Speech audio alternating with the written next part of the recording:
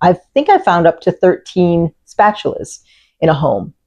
And I'm not saying that that's the wrong number. I'm saying that's a big number.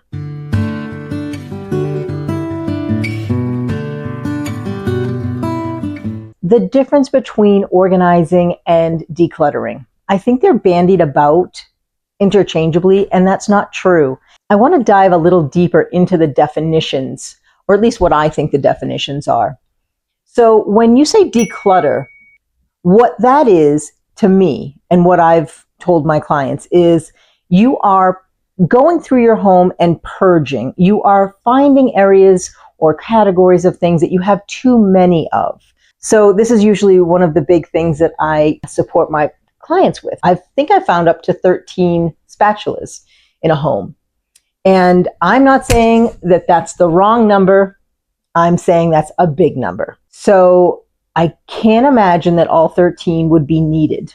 And again, I don't go into homes and say, you have to get rid of this, this, and this. That's not what is happening inside of an organizing session, at least not with me. I go in and I present. This is what you have, your 13 spatulas. I would love it if you would take that number down.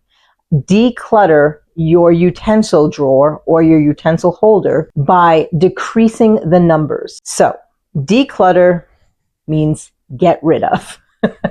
Organize, on the other hand, is what you have left from your decluttering experience is your current, what I like to call, inventory. This is the stuff that you've decided to keep. We now need to figure out where the best home is for it. Where's the most efficient place for it to live? That, in my world, is organizing. Think of your kitchen in real estate areas. You know, prime real estate versus not so expensive real estate, the cabinets above the fridge. Things that you want to grab and have easily accessible, put into what I would consider prime real estate. Easy access, not a lot of digging to get to things. And if you can organize your home in that mindset of, I use this a lot, so I want to have easy access to it, you are on your way to creating a beautiful sanctuary to live in.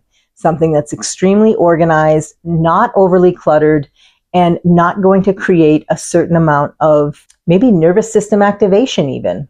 You know, I talked about that in one of my other videos. You can check it out here. Nervous system activation is really a big thing, especially around clutter. If you have too much stuff, not necessarily even just on your counters, but if you have too much stuff, say, I don't know, a significant amount of frying pans where you don't need them all, but yet you have to go and dig for your favorite one because they're stacked on top of each other due to the fact that you couldn't have them all singly laid out because there's so many of them. One of the best questions is, there's something happening in your mind when you're reaching for your quote unquote favorite. You might not even know that you have a favorite, but check in with yourself and see if you're reaching over things, or you're looking in the back of your head, you're going, oh, where is that green spatula?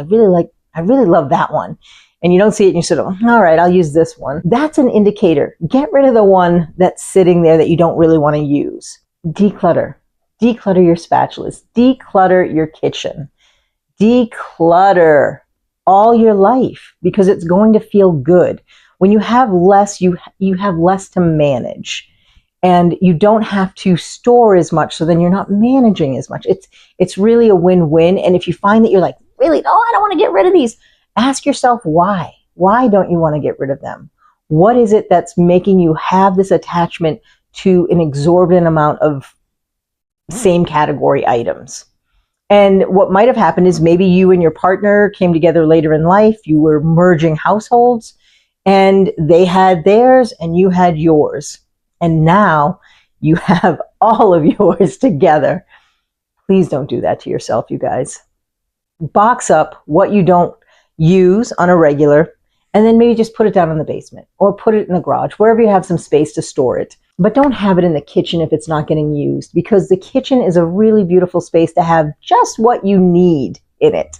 Otherwise, it feels really overwhelming and daunting. And then also your kitchen counters just get crazy because there's not enough space to actually store what you need. Anyway, that's my definition of organize and declutter. I hope that's helpful. Stick around, check out my other videos. And leave a comment. I'd love to hear if you have a different definition. Thanks so much.